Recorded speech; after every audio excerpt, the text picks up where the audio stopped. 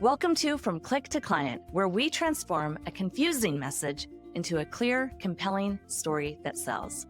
I'm your host, Kris Jones, StoryBrand marketing expert. I'm here to help you attract more dream clients with the power of story.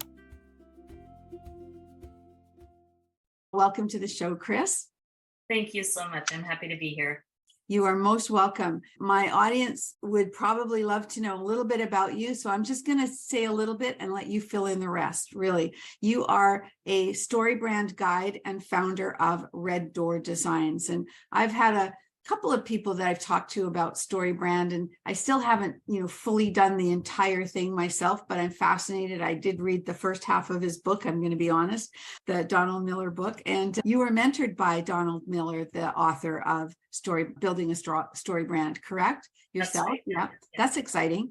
And you've had over 20 years of experience with clients like Nike and Adidas, and are extremely passionate about helping small business owners and service providers get website copy that sells so they can multiply their revenue and focus on what they do best.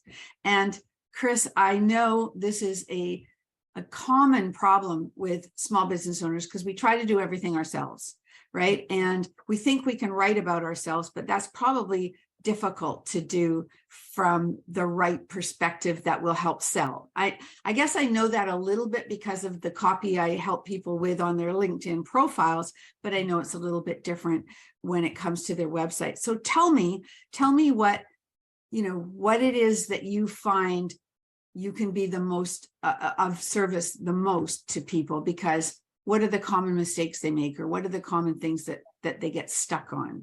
Well, you're touching on a really, really important part, that as business owners, we go into business for ourselves because we really love the work that we do and we're really good at it and we want to do more of it. And what we don't realize is that being self-employed means having to do kind of a lot of writing, whether it's emails or your website or social media posts, like all the writing that goes in with being self-employed. And what you really want to do is the work that you love. You don't want to be bogged down by all this kind of BS writing that you don't want to deal with, right? We all, we're done. We thought we were done with school and exactly papers, but we're not. And so what happened was, for me, I started out in the website design business and brand design business. And what I found over the years is, number one, I watched my clients struggle and struggle and struggle to try and write for themselves.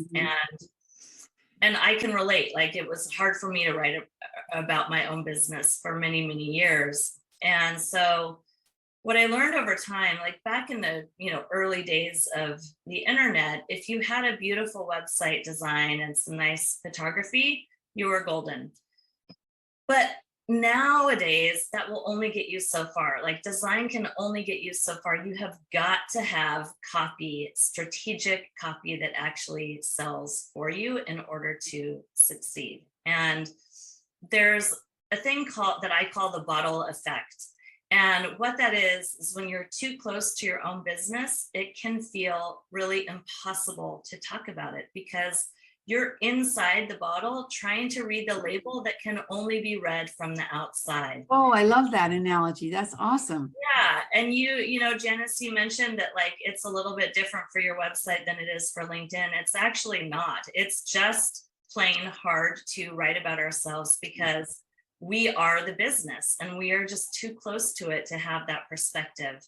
And so I really love letting people off the hook around that, because even people who, consider themselves great writers have this same struggle.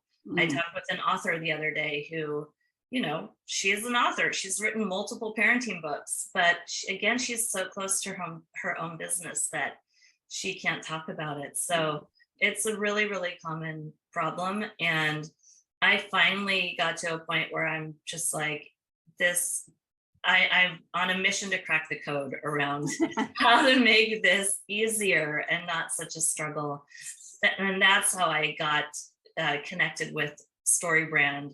Actually got connected with Donald Miller and kind of was, connected with him prior to him even prior to that book even coming out. Really? Yeah. And I just believed in the approach so fundamentally because it's about storytelling, and storytelling is not a fad that comes and goes. It's part of our DNA and our wiring. It's how our brains work. It's how we connect with people. It's how we establish resonance with people. And you cannot sell or get a new client, or no one's going to want to work with you if they don't trust you and resonate with you. Absolutely. So let me ask you this, because I understand you're right. There is a similarity, but when I'm thinking about website copy, and perhaps I'm just thinking of one page on your website, the about section, which is about you, it's written from a different perspective or a different point of view, same thing, as your about section on your LinkedIn profile. So very often I see people on LinkedIn saying, I'm this, I'm that, I'm wonderful, I've done all this, these are my credentials and whatever. Nobody cares about that. They only care about what you can do for them. So does that apply with the website copy as well? 100%. Okay. Because you do have to, on your website, I feel that there's more of a place, well, there's a different place on LinkedIn to put all your accolades as well. But on your website, is that there as well, but in a different place? Well, let's be honest. People only really care about themselves. Mm-hmm, mm-hmm. And that's not a bad thing. So the about section on your website, I recommend you write your about section as it relates to your ideal client, what they care about, which is the way you're writing your LinkedIn profiles too. So it's the same thing. A lot of people really want to tell their story, like here's the history, and my grandfather founded this company. No, number one, nobody cares. Yeah. I'm so sorry. I know. But nobody cares. And number two, if you really want to put that on your website, put it on a separate page that's different from the homepage. And then the 1% of people that really kind of want to dig deeper, it's there for them if they want it. But yeah, that's my take on it. Okay, so we're really on the same page in so many ways. Okay, so okay, can you give me like 2 or 3 specific examples? I'm kind of putting you on the spot, but where you might shift somebody's content, or how you would write it, how you see it written, and then how you would change it so that it converts better, it sells you better, or sells your business better. So like a before and after kind of thing. Yeah. So, I mean, I'm a big believer in clear over clever. Everybody is overwhelmed. We don't have a lot of free time. And so when somebody lands on your website, you want to tell them what you do and who you do it for. And they need to be able to understand that without any effort, without their brain having to burn any calories to figure it out. And that's like one of the most important things that you can do is just state what you do and who you do it for. So like on a website that, let's just say like it's a coaching website, somebody might write, open up to new possibilities. And that to me is just vague. I don't know what you're doing. Are you a travel company? I don't know what you do. I have no idea what you do. So it's probably pretty. I'm sure there's a pretty picture in the background, but often the picture in the background isn't related to the actual work itself either. So if it's like a vista of a mountain, it's like, okay, are we going hiking? What's going on? And so what I would recommend for that coach would be more along the lines of I help, or I coach women over 50 to nail the next phase of their life. Yeah. So there it is in a nutshell, right? Yeah. Right. Yeah. Okay. So right away, if I'm that person, I'm going to dig deeper. And if I'm not, I'll probably go somewhere else. Right. You want to repel the people that are not your right fit. That's part of good copy. Exactly. Okay. So so how does StoryBrand work into how you work with people every time? Because I know there's a StoryBrand like framework. Thank you. Yes. And so is that, you do that pretty much all the time? Yeah. So that's the work that I do all the time. StoryBrand has a 7-part framework, and they've essentially broken it down to 7 ingredients that are part of every story you've ever read, every movie you've ever watched, any good story that anyone's ever told you verbally. All stories begin with a hero who has a problem that they don't know how to overcome. And then that hero meets a guide who has a solution, and together the guide helps the hero find success. And that's a simplified version. Yes, of course. But I know I'll be watching a movie and I'll go, I've seen this movie before, but you haven't seen that movie before, but you've seen that plot before. Right? Yes. Because I still say it, there's only 5 plots in the whole world, but and 5 people own the whole world as well, by the way, as another aside today. But, like man versus man, man versus animal. And there's all these different, right? There's only so many plots. So I understand that, but I'm not really, this is why you do what you do and I don't do it, because I don't know how to bring that out and, into such a way as writing copy. So there's an art to it. I'm totally sure. Yeah, there is. I mean, the beautiful thing about story is that the components and the framework is the same, but there is no 2 stories are the same. And I know everybody has their own unique story. And it's my job to pull out and extract those nuggets and those core elements and then weave them together like a puzzle. And I think that's why I love the work that I do so much, because it's continually this brain puzzle that can be solved and create something fresh and new every time. Yeah, I totally get that, because I didn't think that I could write, but when it comes to working with my LinkedIn clients and I work with them to reframe their about section, which is really the piece about them. I think that I'm doing a little bit of that without knowing it, in the sense that I'm trying to find what's unique about them, because if they're a mortgage broker, for example, I work with a lot of mortgage brokers, there's a zillion of them, but what makes you unique, right? Everybody is attracted to people for whatever reason. So you do have something that makes you stand out from the crowd. I remember talking to a woman before Christmas she is a mortgage broker, and we were going through this process, and she told me that her biggest thing was being able to help people in her community, which is the Filipino community, and especially people who have come over here, and now are finding a new world and a new life here. And quite often they have family still back in the Philippines, but this became the thread of what would make her unique to other people. So I just remember that as being something I could feel it in her when she was talking about it. So that must be really enlightening and satisfying for you when you do it too.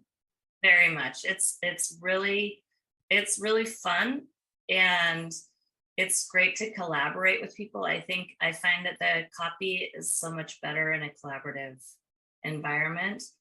And I think what I love most is just the relief that I witness on my clients' faces when they finally can check it off their list.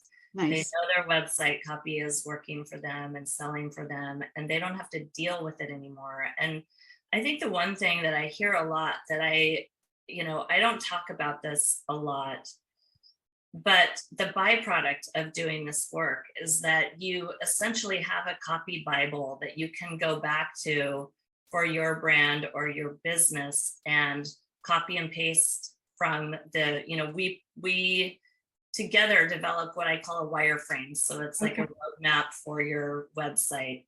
And then you've got access to that document. And anytime you need to write anything for your business, you go back to that document and copy and paste it. So you've got all the language that you're going to need for all your marketing.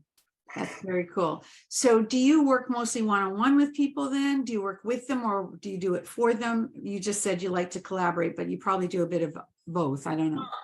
I find that two things typically happen when it comes to writing copy. Number one, people try and DIY it themselves, and it's just a pain in the neck. And like I said, that bottle effect can make it really paralyzing. And then the other thing that happens is people spend a lot of money. Like I've met with people who spend $10,000 on a sales page. I've talked with someone who spent $40,000 on a sales page, which is just over the top. But was it a good sales page? It didn't perform better than the page that she had done herself. Oh my goodness. I know.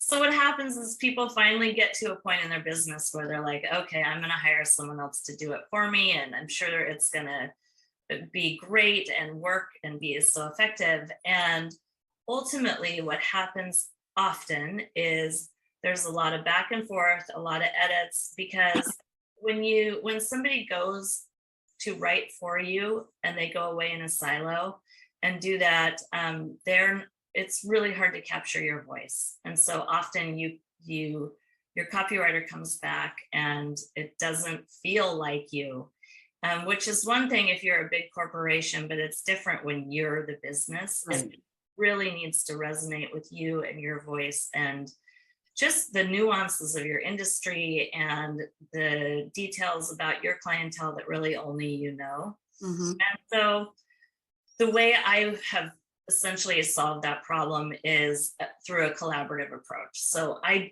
do write the website for you because it's so hard to write for yourself. But then after I've written it, we do a 90-minute collaborative call and we go through each section and just refine it, tweak it until it's completely nailed.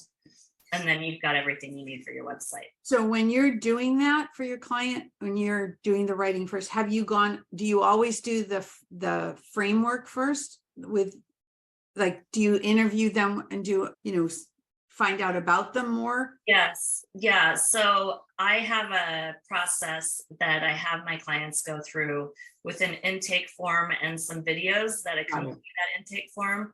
And that takes about 45 minutes to an hour for them to do some prep work that allows me to gather the information I need to write the site. And then we do the collaboration call. The entire process takes my clients 2.5 hours total. So the 1 hour of prep work and then the 90-minute call, and it's done. Wow. And I see, I guess so. I'm thinking how much could you get to know someone in that time? But then I do the same thing in the sense, right? So you're getting to know them as you're working. Yeah, that makes sense. So, all right, I have to ask you this. With all the buzz that's going on with chat GPT and all that copywriting, AI and blah, blah, blah, open AI, what's your take on it? Have people come to you and asked you, and has it gotten yet to the point where people are suspicious, right? Are you doing this yourself, or, are you using chat GPT, whatever? I mean, I've tested it. It's kind of fun, but I just want to hear you. I think it's really an exciting time, honestly. I think it's really cool. It's, like you said, it's really fun. And I think I'm going to be doing a workshop on how to use chat GPT.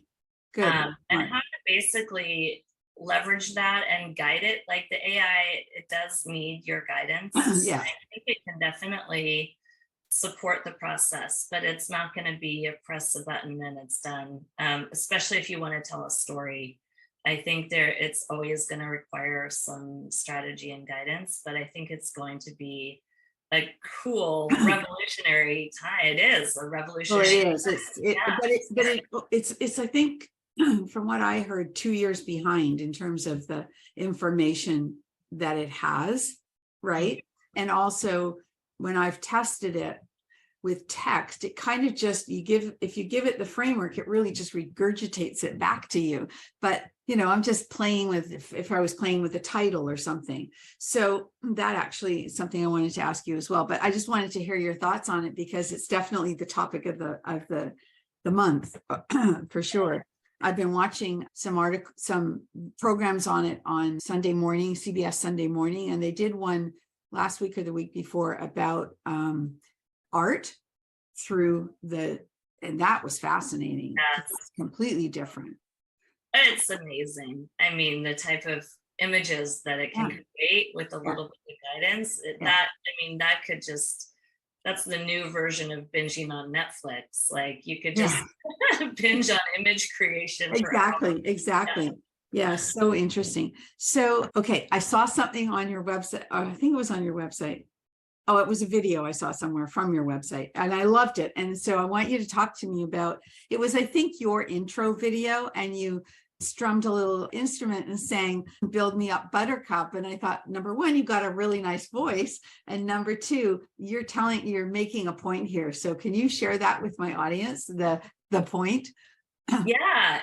I mean, the point of that is really about, well, the idea that if somebody didn't know how to play the guitar and started strumming chords, it would sound like noise. And that is what is the most of the internet. The copy on the internet is just a bunch of noise. Yes. It's not really doing anything. It doesn't pull you in, and it doesn't entice you to engage with it. It gives me a headache most of the time.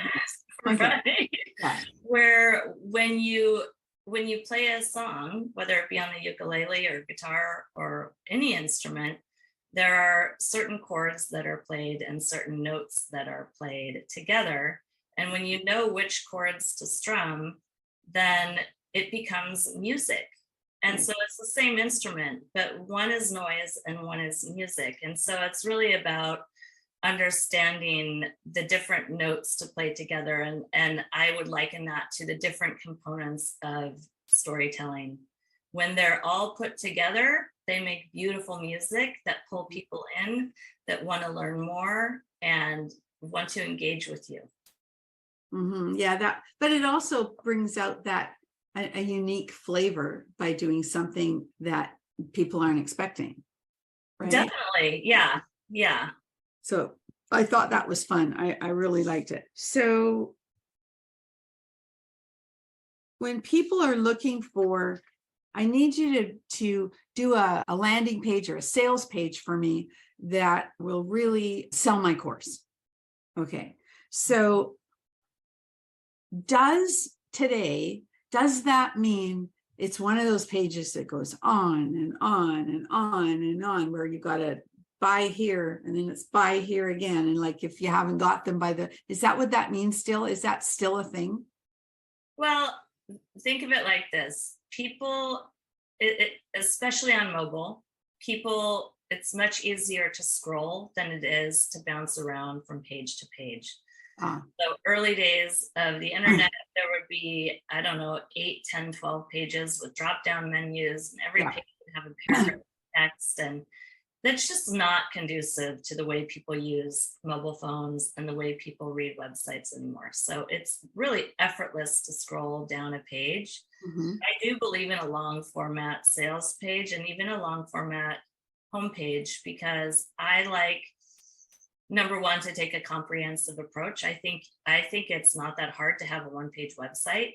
When you integrate your about page and you integrate your services into the homepage, you're basically anticipating the information that people are looking for and wanting. And when it's done in the right order with, strategy behind it, you're really kind of spoon feeding them the information they need right when they need it, which builds trust. I don't like long format pages just for the sake of like filling up the space. That's not good. But when there's a clear story being told and you're overcoming objections and you're telling a story, then it doesn't feel like you're scrolling forever, because you're into it. Yeah. So does that mean that my website that has like 5 or 6 pages is dated and I just had it done like a few months ago? No, it definitely doesn't mean that. I really do believe that if your homepage is done well, the whole goal of your website is to get people to schedule a call with you or engage with you in some way. And I believe that if your homepage is done well and it tells a story, that it will do just that. My goal and what happens for my clients is that by the time people reach the bottom, if they even get that far, they've already clicked that schedule a call button. And so if you have more pages than that, it's not a bad thing. It just, a lot of people won't go to those other pages because they get their first impression. They don't have a lot of time to bounce around and dive deeper into it. So you might as well kind of design and write according to the way people are using the website. But it's by no means, I think there are certain people who really like to read through every detail of every website. I would say 99% of the population doesn't read the website. They scan the website. So it needs to be written in a way that if someone is quickly scanning it on their mobile phone, that you're getting that information across. And it takes a lot of effort and energy to actually write less and to write with simplicity than it does to just throw a lot of text on a page. Well, and I think on LinkedIn, it's the same thing. When people connect with you, by the way, you owe me a connection on LinkedIn. It's been pending for a while there. I can tell you don't go over there very often, but that's okay. But, when people start to connect with you and want to have a conversation, they've never gone below what I call the fold. And what someone said to me yesterday was now the scroll, but basically they don't, they just look at the first bit and that's it. But there's so much more if a LinkedIn profile is done properly that you can find out from the idiosyncrasies in the bottom part of the profile. And so I totally understand what you're saying. There's a little bit of a similarity. I'm just not into the sales jargon copy world, more about just putting the best of you out there, really, is the way I've been looking at it, because it's a little bit different.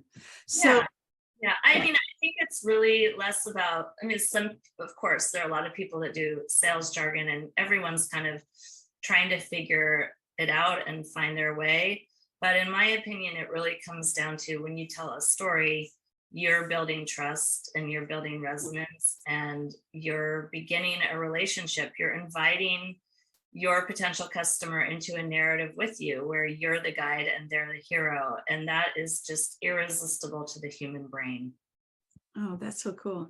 So I have to ask you this off topic. So you have a couple of children, I think, 2? I have one boy. One boy. How old is he? 5. 5. And is he able to sit still long enough to hear stories now? Yeah. Okay. Because I have a granddaughter who's 3.5 and it's really hard to keep her still. Okay. But I love telling stories, and in particular, kids stories, reading stories. I love reading stories to kids. So does he let you read to him, and do you read him stories? I do. Yeah. Before bed. We just started our first chapter book. Oh, that's early for a chapter book. What chapter book? Oh, it's called Ava Wingdale's diary. So it's about a little owl, and it's age appropriate. It's really I wasn't suggesting it. I was just curious. No, I know. But I love children's books and I love the stories, and that's where you see the pureness of a story and of the simplicity that a child gets it when it's so, like the Big Hungry Bear or the Big Hungry Caterpillar, right? Those stories are just priceless in because they're so simple and clear about the problem and the hero, right? So I was just curious so what's your favorite children's book? Well, I love The Giving Tree. Oh, nice. By Shel Silverstein. Yeah. Shel Silverstein, yeah. I really love The Hungry Caterpillar. That's big. That's the one I love with my granddaughter. And we have another one we do, The Big Hungry Bear, which I pulled out of my closet. I think I used to read to her mom. And so it's an older book, and it's, it's not got hardcover pages, so we have to be very careful with it. But she tells me the story now. Oh, yeah. So that's kind of fun. Yeah, cool. And so Shel Silverstein poems, I love Where the Sidewalk Ends. But I go back to when I was a kid, and I read my granddaughter now, and as I read my kids, A.A. Milne poems when we were 6 and when we were 5 or something like that. And not that, he wrote Winnie the Pooh, right? Are you familiar with A.A. Milne? Oh, yeah. Okay, because he's English, so I'm not sure. But his poems are so much fun about Christopher Robin and going to the palace, and very British, but it's kind of fun. And I know I digressed because I thought you would enjoy talking about story makes me think of children's literature, which is so much fun. And it made me think of one more thing about stories. So I'm a Jeopardy fan. Love Jeopardy. And on Jeopardy the other night, there was a category that was nursery rhymes. And none of them got them right. I think one got a right answer because we don't tell nursery rhymes to our kids anymore. There's too much stuff out there. I know, like that just blew me away. Oh, I didn't think about that, but you're right. Like Baba Black Sheep, How do we roll? Yeah. Who are the three people that he gets the sheep for, the wool for or something? So you have to say it in your head, but you have to know it. Right. Baba Black Sheep. Have you any wool? Yes or 3 bags full. One for the master, one for the dame, and one for the little boy who lives down the lane. Yes. Right. But I know that. I was, but no, I just thought that was really interesting. So that's something I'm aware of with my granddaughter. We do some of those. So anyway, as I said, I digress, but it's kind of fun. All right, back to business. Here's a question that I love to ask my guests. Well, 2, actually. 1, what are you reading now? Do you read? Do you listen? Do you watch? Which is it? I typically listen. Okay. I typically listen, and I love podcasts. So I listen to a lot of podcasts. What's your favorite podcast right now? Oh my gosh. I'm listening to one. Well, I like a lot of biohacking kind of stuff. I listen to one called Ben Greenfield. I love. That's so weird. You know why? That's my maiden name, Greenfield. Really? No way. Okay, maybe you guys are related. Yeah, I don't think so, but okay, Ben Greenfield. Yeah. I really love Pulling the Thread with Elise Lonan. I really love Mel Robbins' podcast. Oh yeah. Did you read her books? Pardon? You didn't read her books then, I haven't. No, my friend gave me her like planner or her kind of journal, but I haven't used it yet. And I love We Can Do Hard Things with Glennon Doyle. Oh, I don't know that either. So that's kind of fun. We Can Do Hard Things. So good. And then if you're really wanting like good storytelling, the best storytelling podcast is called Snap Judgment. Best storytelling. Their tagline is storytelling with a beat, because they do an original score with every story that they tell. Oh, that's fun. And it's just really well told, interesting stories. Yeah, I haven't. The only one that was story, and it was actually a true crime that I listened to, was amazing, was Serial. Yeah, and it was about a murder down in the South or something. It was really good, and I couldn't stop listening. So I'll check this out. Thank you. And my other favorite question, which I like to ask you, is about the word curiosity. So it's a 2-part question. What do you believe? Do you believe that curiosity is innate or learned? And what are you most curious about these days? Oh my gosh, cool questions.